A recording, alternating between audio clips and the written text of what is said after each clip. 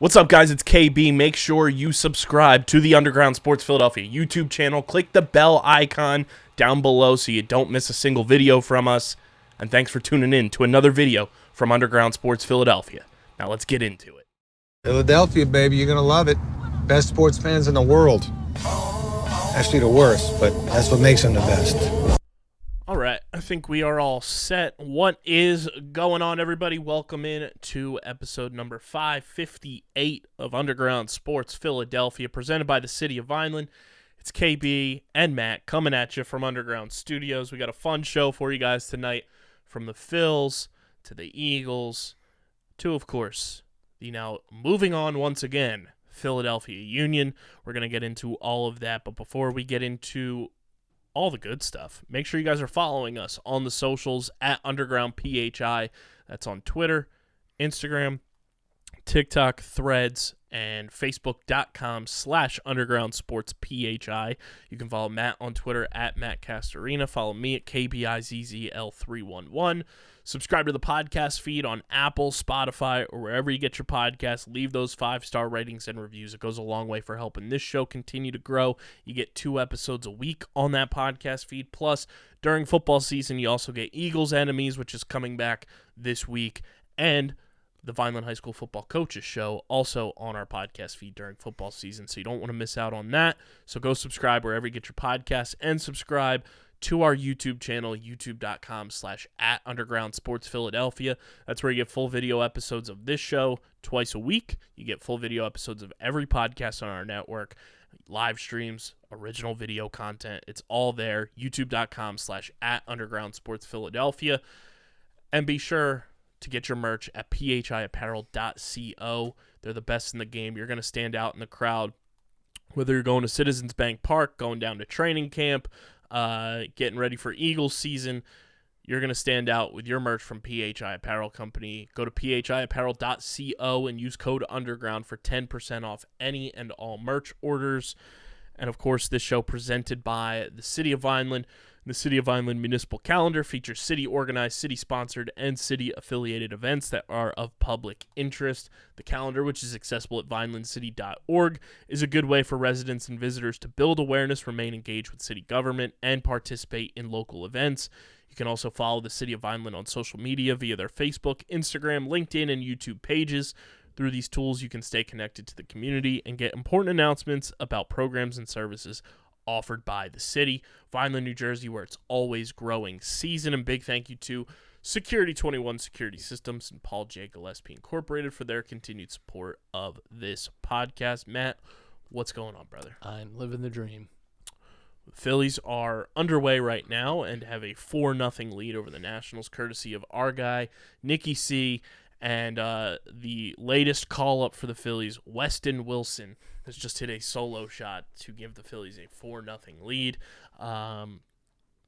Phil's rough start in Game 1 against the Royals to this homestand.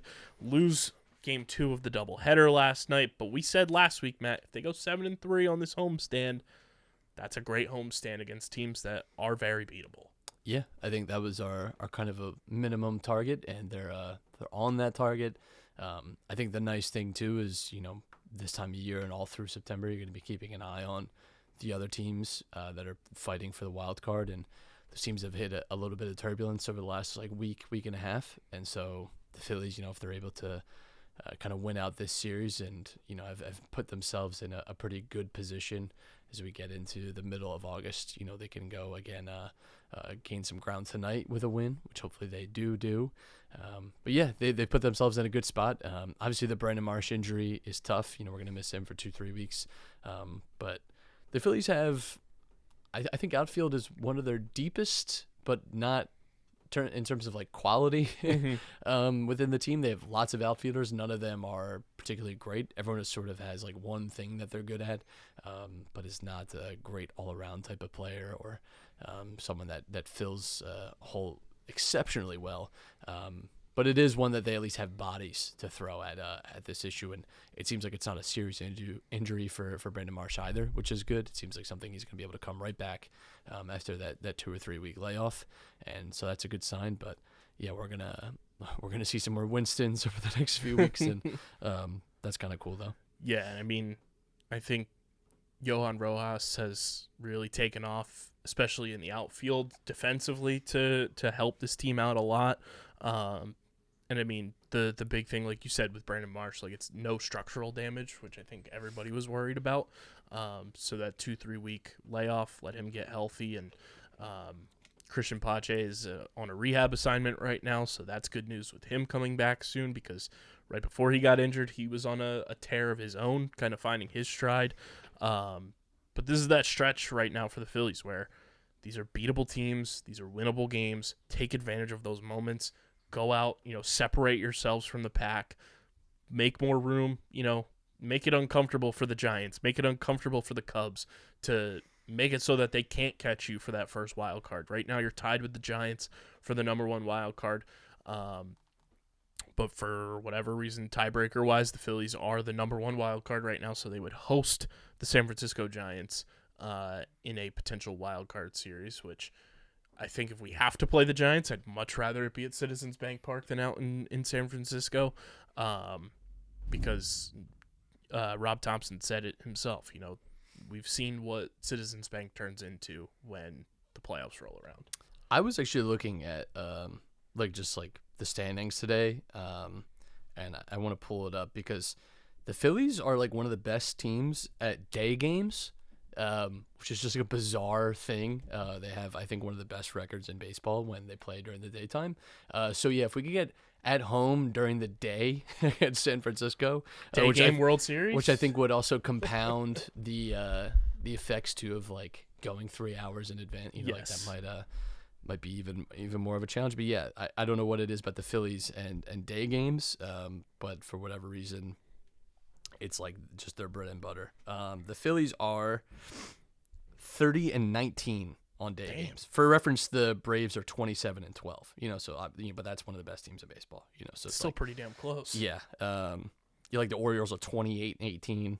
The Twins are 27-25. Rangers are 31-17. So the Phillies are one of the better teams in baseball when you get them during the daytime, which is I don't know. That just seemed very bizarre to me that they were. It is very strange. Noticeably that good. 32-33 during night games. Interesting. Hopefully, get to 500 in night games tonight. Yeah. Orioles are, by the way, 42-25 at night games. So. Which is a special number. But yeah, Trey Turner bouncing back as well. I think the weird AstroTurfing campaign to get him a standing ovation maybe actually worked. Who knows? Or maybe it's just playing the Royals and Nationals is the best medicine that a hitter needs.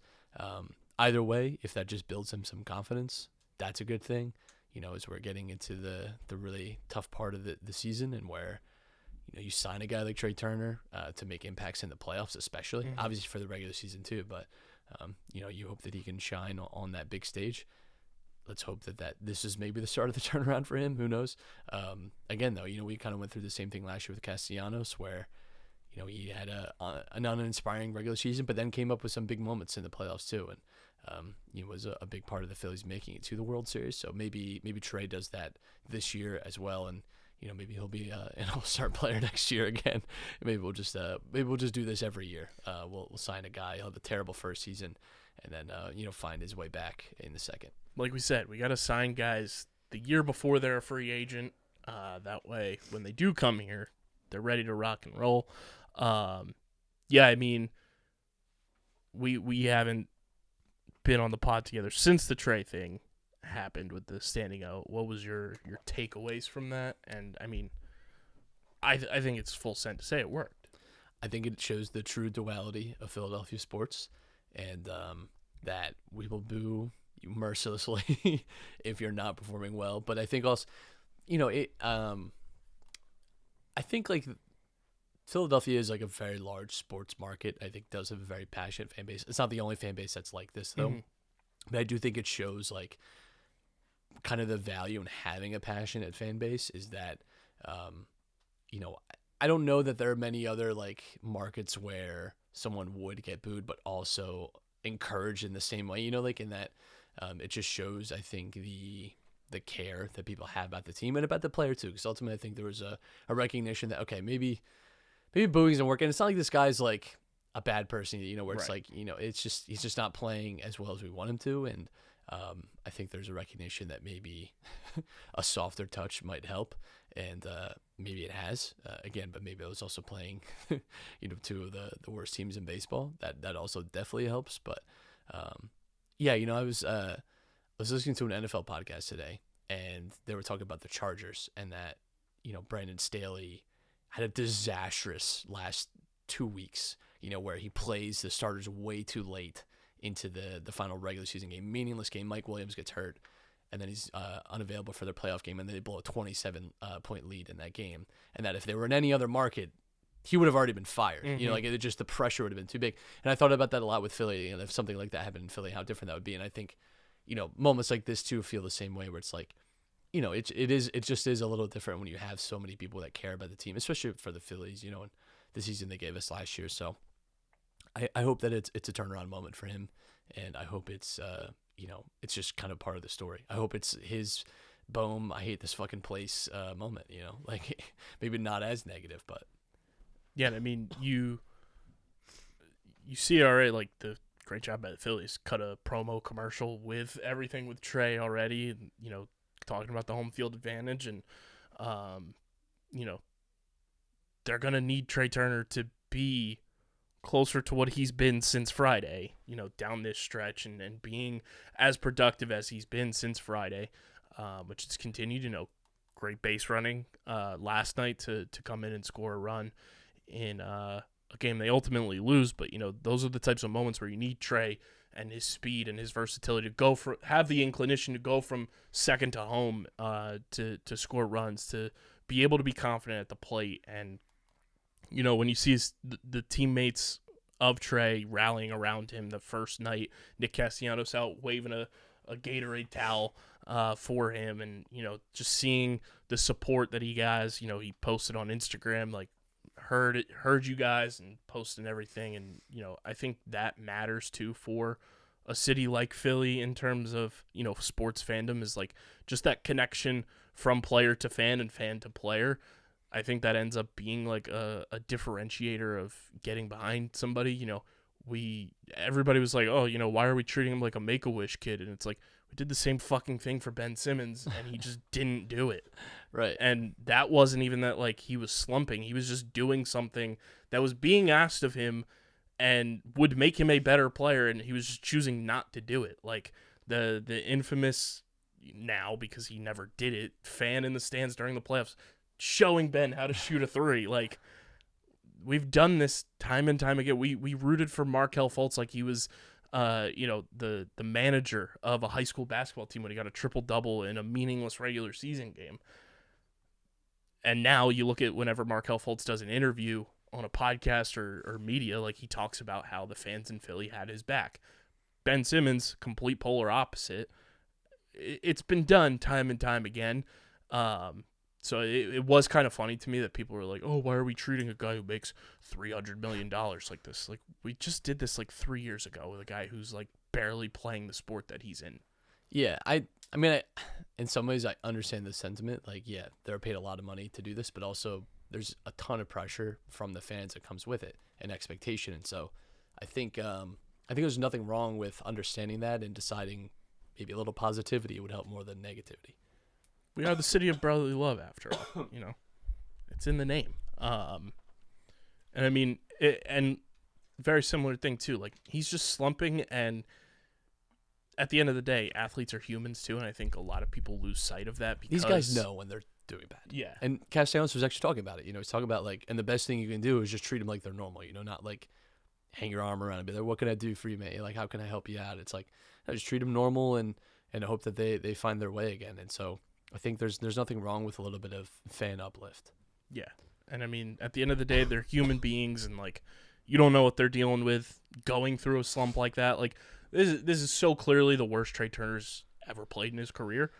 You don't know how he's handling that, and, new city type of adjustment. We said the same thing about Nick Castellanos last year, like you said. Like, new city, and Nick had so much off the field going on, and now you look at Nick Castellanos this year, completely different player. He's become one of the leaders in the clubhouse, and, who's to say that won't happen with Trey Turner over the next 10 years? And I think that is another part of it, too. It's like you don't want to sour the relationship with Trey Turner just because he's slumping. He's going to be here for the next decade.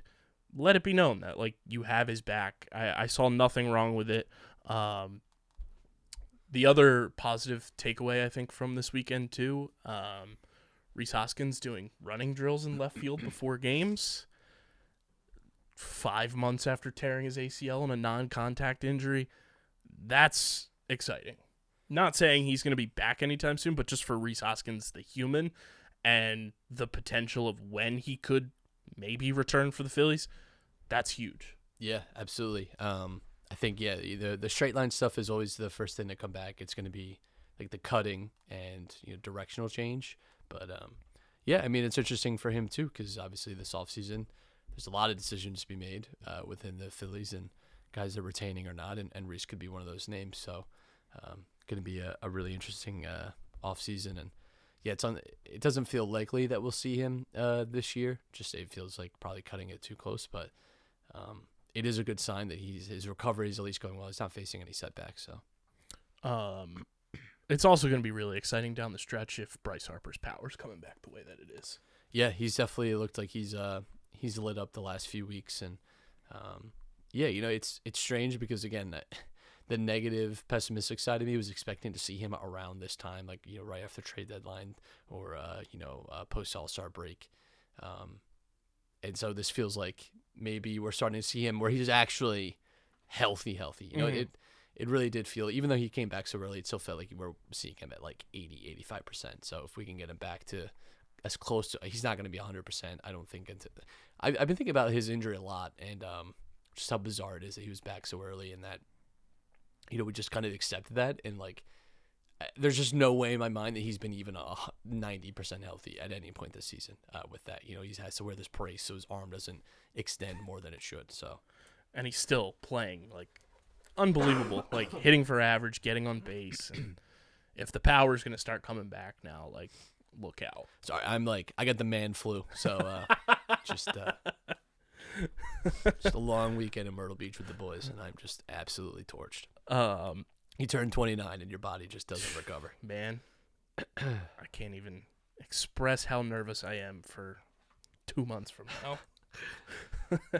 I do have to ask because you had your Italy trip a couple years ago. We had DR Matt. Uh-huh. Are there any similarities or differences between DR Matt, Italian Matt, and Carolina Matt? Well, I will tell you, Italian Matt was a lot more sober than both of those Matts. Myrtle Beach was a much more drunk Matt, I will say. Definitely indulged a little too much, and I learned a lot of things about myself again that 2 a.m. is not the time for me anymore. We did watch the Nate Diaz Jake Paul fight, and I realized that I just do not care about boxing. I cannot get into it. So I couldn't even. I was in Baltimore when that fight was happening, and fights kept rolling around. I was at Jimmy's Seafood. Shout out to them, best in the game, across the board from service to food to just experience. Fights kept going around. I was like, I can't hang. It wasn't even midnight yet, and I was like, I don't have any interest in watching Jake Paul fight. I'm gonna leave. Yeah, I was watching it mostly with the hope that Jake Paul was going to get the beat down laid on him, but it did not happen, which was a bummer. I think everyone in the bar, I think, was mostly rooting for Nate Diaz and wanted to see Jake Paul get laid out on. So that was a bummer, but it was all around a great time. I will say this one thing I did not know, and actually didn't look it up, so I hope I'm not getting anyone in trouble. But apparently, you can smoke cigarettes inside of bars in South Carolina. Interesting. We went to our first bar and were hit immediately with an absolute tidal wave of cigarette smoke. Great bar though. I shout out to Danny Lee's. I will live and die by that place. Great drinks, but truly yeah. might die. I mean, if you spend more than 2 hours in there, you might honestly, between the cigarette smoke and the like $2 cranberry vodkas, you might really find yourself in a black hole. So, but yeah, Myrtle Beach was a blast. Me and Dom, I'm sure, will rehash just a little bit of it on Top Bins because he said he had to do 2 consecutive sauna days to recover. So, and then he might go tomorrow to do sauna again. So, just a little picture. Just gotta sweat that shit out, man. Shout out Mike Scott. Well, he did Rumpelmans and Jameson back to back. So that was Dom this weekend. Oh, what a mess! I can't wait for Top Bins. But yeah, I mean, Phillies right now, vibes are at an all-time high. Michael Lorenzen on the mound, as I believe Nick Castellanos has just homered once again. Hide your kids. 2 in 1 game Hide is your wife. Not ideal. That is great for the just the memes. But since we last podcasted as well, Michael Lorenzen made his debut. Was fantastic. He's pitching tonight as well, on his way to another smooth sailing start. But in terms of Phillies pitching debut, like that's up there with like Cliff Lee going out there and throwing 8 unbelievable innings against a team that has been a thorn in the Phillies side for years in their house, which has been a house of horrors for the Phillies. Couldn't be more pleased, I think, if you're a Phillies fan or the Phillies front office with Michael Lorenzen's debut. Yeah, great debut, and like you said too, in a place where the Phillies have not had tons and tons of success over the last few years. And I think again, like we were talking about when we were talking about the trade deadline and kind of talk about the postmortem. It's a great move because it gives you a solid 5th starter that I think, again could pitch in the playoffs and now kind of solidifies this lineup. And you look at the top pitching teams in the National League, and the Phillies are all around in the 3 or 4, in those top 5, any of those categories. And so it really solidifies what is a very good rotational lineup. And I think again, you look at the competition for the wild card because that's really where the Phillies are. Mm-hmm. I think the Phillies have the best starting lineup out of anyone in the wild card hunt. I think the only team that comes close is the Padres, but they have distance on the Padres. So yeah. Giants are a pretty good pitching group as well, but I think the Phillies have a lot of good stuff there, and so that also when you start talking about playoff matchups, that could definitely come into play. But yeah, it's a good sign, and I think again you've seen Taijuan Walker, like we talked about, really turn a corner. You're still getting tons of quality starts out of Zach Wheeler and Nola. He's had dominant performances this season again too. So everywhere you look, I think in Ranger Suarez, I think has quietly had a good season.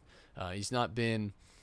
I don't know that we'll ever get that August September Ranger Suarez again. Although maybe we will. Maybe we will in this August and September. But he's been a good starter this year, which is what we wanted out of him ultimately. And he still has, I think, room to grow and maybe looking very far ahead. He has a full, healthy regular season with no interruptions, no international play, no injury, and maybe he has a better season next year.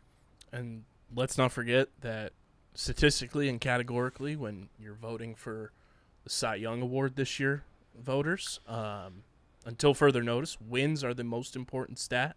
Wins are indeed the most important stat because Taijuan Walker leads Major League Baseball in wins. Those are just the facts. New career high, 13 wins for Taijuan Walker, who also has, I believe it's his 4th annual charity event, Ty's Tacos, going on Friday before the game at Citizens Bank Park from 4:30 to 6:30. This is not an ad. I think it's just a great cause. Outside the third base gate at Citizens Bank Park, Ty's Tacos benefiting. I want to pull up the actual charity that it is, but great cause. And it just shows you, like, Taijuan Walker, again, like, even though he had his struggles early in the season, like, he's just a perfect fit for this Phillies team in terms of, also Nick Castellanos' second home run is 200th of his career. Uh-oh. We are in for something bad. Something bad is going to happen to us. Ty's Tacos benefits turning points for children. So from 4:30 to 6:30 outside Citizens Bank Park, third base gate. He's just an all-time vibes guy, too. Like, he fits the culture of this Phillies team, and very much like Michael Lorenzen, too. Like, we talked about it when the trade happened. Like, he knows so many guys on the team. He fits the energy of this team and feels like it was just like, oh, we got a guy back that, feels like he's been around this team forever. Also fun, just like Michael Lorenzen vibes. He wears Vans cleats. I did not even know that was a thing. I was like scrolling through his Instagram just when we traded for him, just to like see his presence on Instagram, and he did an interview back in May on Foul Territory, talking about how, like, because he grew up in Anaheim, and the original Vans store was 3 blocks from where he grew up. So he's just been a Vans guy. Like, there's a picture of him in Cincinnati a couple years ago where he's got a leg sleeve. It's a Ruka leg sleeve. That is such Cali shit. Yes. By the way, I had no idea that it was Ruka until Really? like a year and a half ago. I was wearing a shirt, and I went to this restaurant, and this guy was like, hey, did you know? He's like, I didn't know this either, so like I'm telling you. Because I always thought it was RVCA. That's why my entire life, that's what I thought it was. He's like, that's actually Ruka. I was like, I thought he was like fucking with me. He's like, no, man, like there's like surfers that came through and were like talking to me about it, and they're like, actually, that's Ruka. Like it. And I was like, that is unbelievable. I did not know that. I thought it was RVCA for the longest time because, if you don't know me, I used to work at PacSun. Right. And we sold Ruka there. And when we first started getting it, we all thought it was just RVCA because the A was also just like an upside down V on a lot of the shirts and stuff. And then we got like information about the company, and they showed you like the phonetic pronunciation of it, and we were like, oh, okay, it's Ruka. Yeah, it was not something I had ever experienced in my life, but yeah. Yeah, he's the most Anaheim, California guy. Ruka leg sleeve, Vans cleats. Thinking like the Hocus Pocus Hollywood. Like, but yeah, he fits in perfectly with this team, and I'm loving the way he's been just performing overall. And the pitching staff, I mean, when you stack it up against any of the teams in the National League, would you want another rotation going into the playoffs as a whole, like collective whole? I think top to bottom, it's really solid. I think you have 2 very high level guys and 3 good level guys. You know, like I do think it's a very, very solid lineup, and largely this season has been consistent too. Now Lorenzen, will see, how his consistency is with the Phillies, right? Like, 1.5 good outings so far is not going to guarantee anything, but I do think, it's a very, very well balanced lineup, and I think the starting pitching I feel pretty good about going into a playoff series with this. Yeah, and I mean, you look at it like just in terms of depth too, like we just said, like the other teams in the National League, whether it's the Braves, who I think we talked about last week, like they've basically been running out a 3-man rotation all year long and have been filling in the holes at 4 and 5. The Dodgers have been up and down with injuries, haven't really had consistency in their starting pitching. Now they traded for Lance Lynn, obviously. We'll see how he continues to develop with the Dodgers and fitting in there. I mean, I don't really trust any of the rotations from the National League Central teams, whether it's the Reds, the Brewers, or the Cubs. No, obviously the Marlins have Sandy Alcantara, but we always somehow find a way to win those games against him. Yep. And they have a formidable rotation this year, but you don't know if you're going to actually match up against the Marlins in the playoffs unless it gets to a certain point where that happens in the bracket. And then the Giants, I think the Giants are more of a bullpen, dominant team than starting rotation. Like Alex Cobb has had a phenomenal year for them this year, but outside of that, in terms of just consistency, it's really been their bullpen that's really helped them pitching wise. You look at the Phillies, and we didn't even mention how well Christopher Sanchez has pitched, as kind of being that number 5 guy until Lorenzen got here. Like the Phillies have 6 pitchers that you can go out and on any given day can throw at least 5 innings at the major league level, get you through, the first at least 2 go rounds of an opponent's batting lineup. I don't think any other team in the National League can comfortably say that right now. Yeah, I agree. But also, shout out to Nicky C, career home run number 200. let's take a look at the NL East and Major League Baseball run differentials. It's brought to you by our friends at Wasted Wedge. A new age of golf has arrived, and if you're looking to be the talk and envy of your group and create memories with your friends and family, look no further than the lineup of Wasted Wedge products and merchandise. These Wasted Wedges are a blast to drink shots out of on and off the course, and you guys can check them out at wastedwedge.com or follow them on Instagram and Facebook at Wasted Wedge. And through the end of August, because August is National Golf Month, when you go to check out, use code SUMMER23 for free shipping on all of your orders at wastedwedge.com. That's SUMMER23 for free shipping at wastedwedge.com, and follow them on Instagram and Facebook at Wasted Wedge.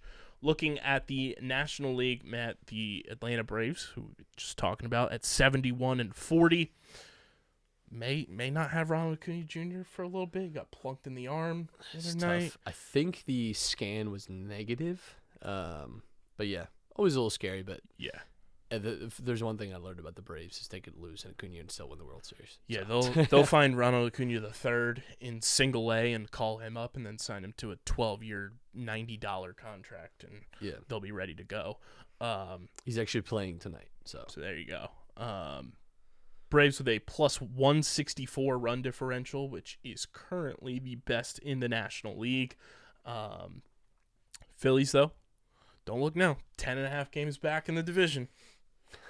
I smell something coming. I smell 7 back with 17 to play. Philly sitting at 62-52, which is no longer the best for games over 500. Phillies earlier this week were 11 games over 500, but sitting at 10 games over 500, have scored the second most runs in the division at 523, and now have a plus 21 run differential on the season. The Miami Marlins at 60-56, finally gotten off their losing snide there as they've won 2 in a row, but they have scored the fewest runs in the division at 470 and have a negative 38 run differential. And their expected win-loss is 54-62, and they're 60-56. Yeah, which Just is about right for the silliest team of all time. The New York Mets, who just had their fire sale, not going to compete next year, which is even more hilarious. I was talking on Monday's episode with Pat Pitts, Matt, and I think for this holiday season coming up, in the spirit of the ever popular 12 Days of Christmas, we're going to do the 12 Days of Low Mets. Love it. We are going to produce that, and it's going to be an absolute riot, and I can't wait. Mets 2-8 in their last 10. They've scored 493 runs, which is second fewest in the division, and they have a negative 27 run differential. And don't look now. The Nationals, right on their tails, the stolen franchise themselves, are 50-64, just a game and a half behind the Mets for last place in the division. Hilarious.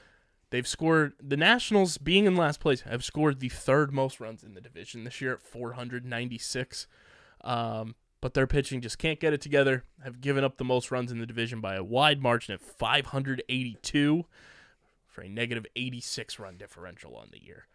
Just hilarious, though, that we could potentially have what everyone was regarding as the resurgence, the rebirth of the Mets, old Uncle Stevie spending all the money for the big-time aces, and they could theoretically finish in last place this year. We tried to warn people. Coming off a 101-win season. Tried to warn people. We said it a couple years ago. Watch They out are for these just cicadas. like the cicadas. Like 13 to 17 years. Every 13 to 17 years, we will have a good Met season, and they will go to a World Series, lose that World Series, but then we will hear about that year for the next 13 to 17 years until the other one pops up. As they go on to lose, 90 games. You guys aren't ready for the Generation Y cicada birthing. 6 billion cicadas will pop out of their heads. Rising from the ground. And that every year they say that, and I hear like 2 cicadas all summer. Yeah. And it's the same with the Mets. Dumbest team ever. The first place Milwaukee Brewers, who are 62-54. Even Steven, baby. 0 run differential and in first place in their division. But the Chicago Cubs good on them for not selling, I guess, as they have just been one of the hotter teams in baseball, still staying alive in the wild card. They're 59-55, just 2 games back in their division, and they have a plus 67 run differential on the season. Everyone else in the NL Central with a negative run differential. The LA Dodgers with a plus 120 run differential, and the Colorado Rockies have the worst run differential in the National League, and now the second worst run differential in baseball at 45-69. They have given up, Matt, 659 runs this year, which, don't look now, they are dangerously close to Oakland A's territory in terms of runs surrendered for a negative 166 run differential. The Royals, who were just in town, have a negative 160 run differential, have given up 611 runs on the year. But the Oakland A's at 33-82, still with the worst run differential, have only scored 409 runs this year, but are closing in on giving up 700 runs at 685 for a negative 276 run differential. Generational, special. Where were you when the Oakland A's surrendered? When they became the Las Vegas whatevers. What would the Las Vegas baseball team even be named? They're going to do some dumb shit like the Las Vegas A's. Well, that's the WNBA. Oh, team, yeah, I but think they're is- going to spell it yeah. A''S. The Las Vegas flush. You just flush them down the toilet. Their logo is just a toilet. Yeah. Everybody in the AL East, though, with a positive run differential. Orioles, when they're not suspending broadcasters, in first place in the AL East. What did you make? Did you see the clip of the Orioles broadcaster? I do not understand the suspension here. Just stating facts, brother. I don't know. Like, if you're gonna suspend him, suspend your graphics team. Yeah, I was gonna say, like, you it's gotta not do the whole. He team. actually feels like the person that is least responsible Responsible. for all of that happening, It's because your there's producers. a producer that I'm sure sets up that statistic, who tells the graphic person to make the graphic, and then that is all made, and like the 2 seconds of him saying that sentence is like the most minimal part of that work, and yet he faces the harsh. Justice was not done. And I just loved every broadcaster the next couple of days just coming out and going full send supporting him. And I think it was the Cardinals broadcaster. It's one of the more positive things the Cardinals have done all year. Where he said they've given up 270 runs to the Orioles this year. Yeah. Michael Kay from the Yankees broadcast went absolutely in on the Orioles ownership group, and it's like the Orioles don't want to be seen as cheap. Spend money. You're a fucking owner of a Major League Baseball team. You have money. If you don't want to be seen as cheap, spend your money. That's the entire Orioles like focus too. It's why they're good now though too, because they have this like stuck up mentality where it's like, no, we're gonna build it all internally. We're gonna do it all on our own. We're not gonna do this like we're gonna do trades. We're not gonna do free agency. We're gonna show you that we can build a contending team with homegrown stars, and then they'll trade them then and they do it will- all again. Then they will trade them and do it all over again. Yes. I don't even know what other team to compare the Orioles ownership group to. They're stubborn. But they strangely do have like some success. It's not like they're completely barren. Little pockets of success. Yeah, little pockets of success. I don't know. It's almost like I'm trying to think of just like they're almost they kind of remind me a little bit of the Bulls from like the 90s, and that like they obviously never had like a Jordan type player, but like the ownership, like they're winning kind of in spite of the ownership. The ownership is actually like being propped up by talent. Which they have sort of just stumbled themselves into. But yeah, I think there's something like that, just think of like, I maybe even the Cowboys, but the Cowboys have not had any success, but it's like, I guess it's more meddling owners that are willing to spend. Yeah. So it's almost the opposite, but it's still like when you just don't know how to take your hands off the wheel and let someone smarter and more mature make decisions, this is, that's where you end up. Yeah. Love the outpouring though. It was very hilarious content. Also wanted to get your take on the other fight that happened. Tim Anderson getting dropped. Yeah. Jesus Christ. My man went through it as well.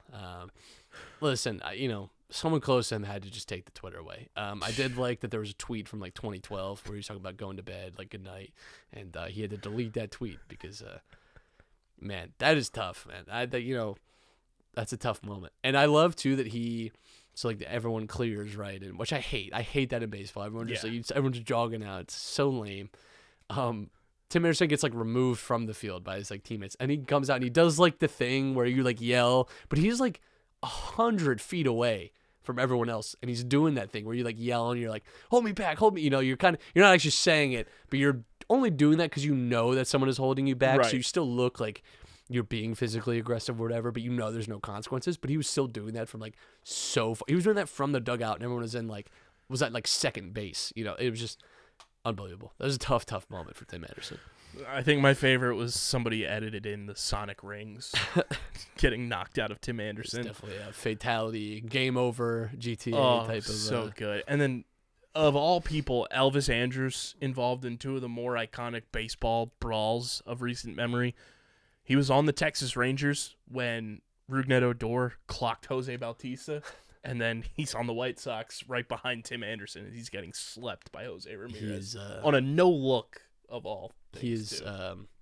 He's player violence Nick Castellanos. Someone said Elvis Andrus needs to find new friends. Yeah, he's the Mothman.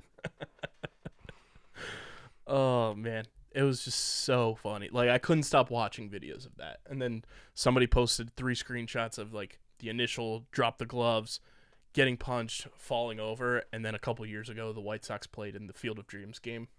So then it was Tim Anderson walking out of the Field of Dreams. Brother, I gotta tell you, you get 2-piece like that. That's tough to come back from. That's tough to come back from if you're a boxer. They're like MMA fighters that have been put to sleep, and that's like just a realistic part of that job. Is like you could just get knocked out, and like that's just it. That's just part of it, and they get like just forever. That's like their legacy, and it's like, man, it's even worse. That's tough. Even worse. Let's shift gears from baseball to a little bit of Eagles talk. It's brought to you by our friends over at Tomahawk Shades, the best small batch eyewear in the game, from sunglasses to blue light glasses, and of course prescription lenses now. You can check it all out in the new Tomahawk Shades app that you can download in the App Store or Google Play. And just for downloading the app, you can claim a free pair of sunglasses inside the app. They also have their warehouse sale going on right now, and you can get up to 80% off sunglasses and blue light glasses right now from TomahawkShades.com that are already a fraction of the price of the big eyewear companies. And anytime, you can use our promo code USP at checkout in the app or at TomahawkShades.com for 25% off your order from our friends at Tomahawk Shades. It's TomahawkShades.com, promo code USP for 25% off your order. Jalen Hurts named by the players as the number 3 overall player in the NFL. Finally, nice to see some respect put on QB1's name. Yeah, I think it's nice too because it comes from the players. So I think there's that recognition. Ultimately, though, these lists are, there's bias, and I don't know that they're perfect lists either. But it is nice that players at least recognize his ability. So that's a good thing. Eagles had quite the collection of players in the top 100 this year, from Jalen Hurts obviously being number 3. I want to pull up the entire list here to make sure I don't forget anybody. I know Lane Johnson was on the list, Jason Kelce, Devontae Smith, A.J. Brown, Darius Slay also on the list this year. So nice to see the Eagles, across the NFL, even though the San Francisco 49ers wanted to slander them for the most part all off season after the Eagles absolutely kicked the shit out of them in the NFC Championship game. It's nice to see that the players as a whole collective respect what the Eagles have done. And Hassan Reddick also on the list at number 48.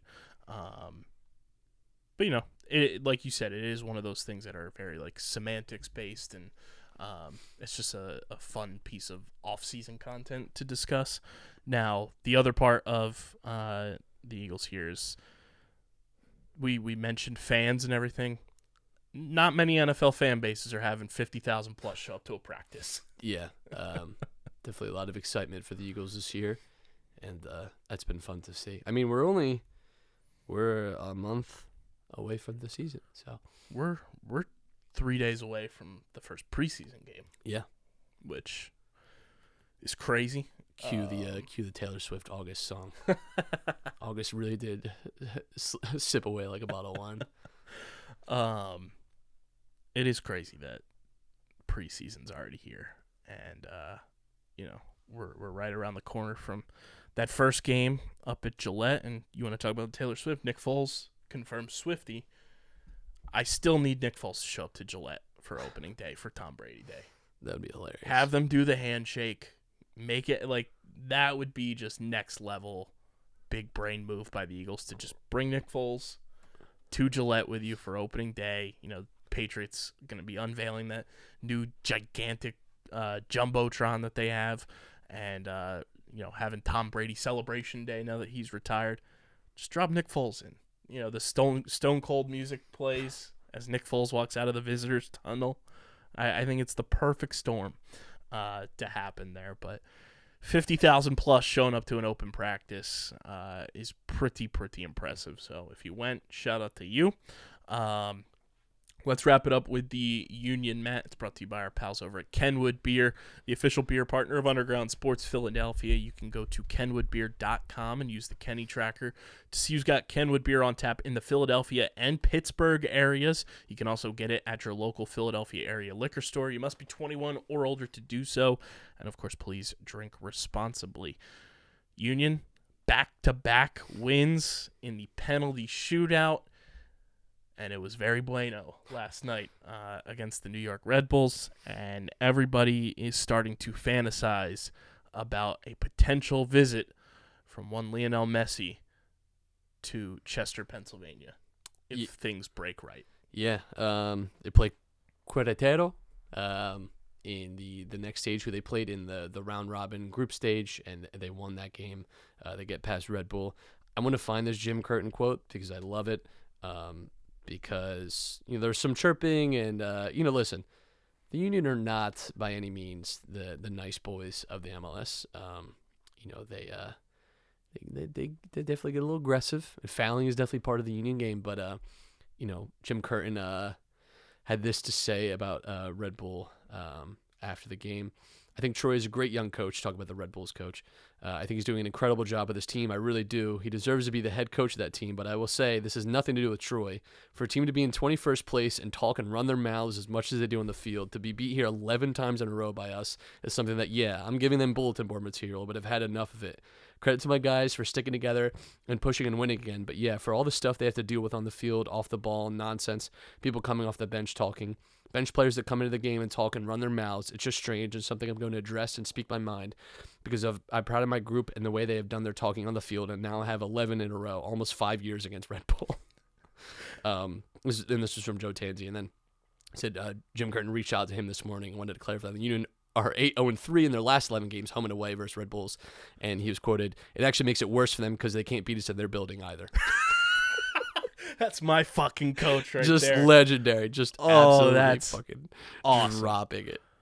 So love that. That's an all-timer. That needs to be turned into a mural at Subaru Park somewhere. That's awesome. Definitely one of my favorite quotes. I've heard a rumor that if apparently if Miami do end up making a throw and they get drawn with the Union, that it might end up being played at the Link, not at that's like a rumor. I don't even know if that's true, but I mean they're in the quarterfinals. There's only two Mexican teams left. The rest are all MLS teams. There's 5 MLS teams remaining. So it's pretty impressive. Or am I doing math correctly? There no, Jesus, Matt. 6 MLS. There are 6 MLS. I was like 7 is not correct. And I'm telling you, the brain cells have not returned at any point. So it's exciting. And again, it's a good matchup because you can beat this team, and the Union have not done it spectacularly so far. Really, they've never been an amazing playoff team. All of their playoff games the last few years have been kind of tight affairs and last minute winners or even going to penalties. hilariously, I think the time that they played the best and most open and scored the most was in the MLS Cup final, which ended up losing on penalties. But like that was the only time really it felt like they really opened it up. But yeah, so it's not been pretty. But when you find yourselves on kind of the business end of these cup competitions, just advancing. It's the same as March Madness. You survive in advance and move on. Yeah, the quarterfinal, Union advance, and then we got 2 MLS team matchups: Inter Miami versus Charlotte, and Nashville versus Minnesota. And then I think we are all in agreement. Let's go Monterrey. Yeah, get LAFC the fuck out of here. Yeah, Monterrey are a pretty good Mexican team. A few years ago, they were even at the Club World Cup. Definitely one of the more established teams, and I think they're a big threat. If they make it through to maybe win the whole thing. But Inter Miami are no joke. Messi with that team, it's going to be tough for them in the regular season. But in a cup competition like this, when a lot of times it can just come down to who is the best player on the team. He's going to be the best player. That's definitely going to be the path it takes. So, I do have to say, has Lionel Messi ever had to shoot on a brick wall named Blake before, though? I don't think Argentina ever played Jamaica, so I think not. Sources are saying brick wall Blake's got a clean slate. The GOAT. Has he ever had to do it while getting screamed at by a bunch of Philadelphians? I don't know. I don't know. That might be a different thing for him. That's going to be a litmus test for Messi under pressure. Yeah. Potentially tens of thousands of Philadelphians if it is at the Link, which just hordes. The semifinals is on a Tuesday, so yeah, that is possible for the Link to be available because preseason not going on at the Link there. And then once the semifinals are over, the third place and final are on Saturday, August 19th for the League's Cup. And then right back at it would be the Union. On August 20th, they take on Dallas to get back in the MLS swing of things. But very exciting. Hopefully the Union, can keep pushing along, keep advancing, and doing it in front of the Philadelphia faithful, as they have been in just nerve-wracking fashion the past couple of games. That's all we got for you guys on this episode. Make sure you guys are following us on the socials at Underground PHI, Twitter, Instagram, TikTok, Threads, Facebook.com/Underground Sports PHI, which, Matt, we somehow figured out old Mark Zuckerberg's algorithm on Facebook, the fan on the field incident in Miami. We posted that on our Instagram, to which Instagram allows you to just directly post it as a reel on your Facebook page. We're closing in on 1 million views on Facebook. Well, that's good. I can't wait for him to fight Elon Musk. That's definitely happening, right? Allegedly. I've been looking at Twitter or X, whatever it is. No one's getting an MRI on their back or shoulder or anything, right? Zuck said he's just waiting for Elon to respond. Elon saying that they're going to live stream it on Twitter, and proceeds are going to go to charity. And sure they are. Sure, I'm sure they are. The Musk Emerald Mine charity. Yeah. But yeah, I mean, you want to talk about just 2 doofuses that I want to see box or fight? I just want to see the pure hilarity from that. I don't think I can legally say what I want to happen in this fight, but well, I hope they both have a terrible time. I love the concept of doing it at the Coliseum, and you got to follow by Coliseum rules. Yeah, there's one person who gets to decide if they live or die. I agree. That's just the rules. You got to live and die by the rules. Follow us on the socials there, and then, of course, subscribe to the podcast feed. Apple, Spotify, wherever you get your podcasts, we are there. Leave a 5-star rating and review. Goes a long way for helping the show continue to grow. Helps more people find Underground Sports Philadelphia, and continues to grow this awesome fan base that we have. We appreciate you guys. And, of course, subscribe to the Underground Sports Philadelphia YouTube channel, youtube.com/@Underground Sports Philadelphia. That's where you get full video episodes of this show twice a week. You get full video episodes of every podcast on our network. You get live streams, clips, original content, just all the good original videos going on our YouTube channel, youtube.com/@Underground Sports Philadelphia. Get your merch from PHI Apparel Company. Go to phiapparel.co. Use code UNDERGROUND for 10% off any and all merch orders. Gear up for the Eagle season. Get your Philly Dog shirt. Rep that down at the link, down at the tailgates. We want to see you guys rocking your merch. Tag us, tweet at us. We'll repost it everywhere. So go get your merch at phiapparel.co and use code UNDERGROUND for 10% off your merch orders. And, of course, this podcast presented by the City of Vineland. And whether you're a company looking to expand, relocate, or you're a new business startup, selecting the right location is critical to your success. Vineland, New Jersey offers both an affordable business location and an excellent quality of life. The city's economic development department is a one-stop source for moving your project through the development and approval process, and their goal is to make this process as smooth as possible and to provide the fastest turnaround times in the region. If you're considering potential locations for your operation, contact the Vineland Economic Development Team at 856-794-4100. That's 856-794-4100. Vineland, New Jersey, where it's always growing season. And big thank you to Security 21 Security Systems and Paul J. Gillespie Incorporated for their continued support of this podcast. This has been episode number 558 of Underground Sports Philadelphia, the one where Nick Castellanos hit career home run number 200. For Matt, I'm KB. We're getting the heck up out of here, and we are signing off. Peace.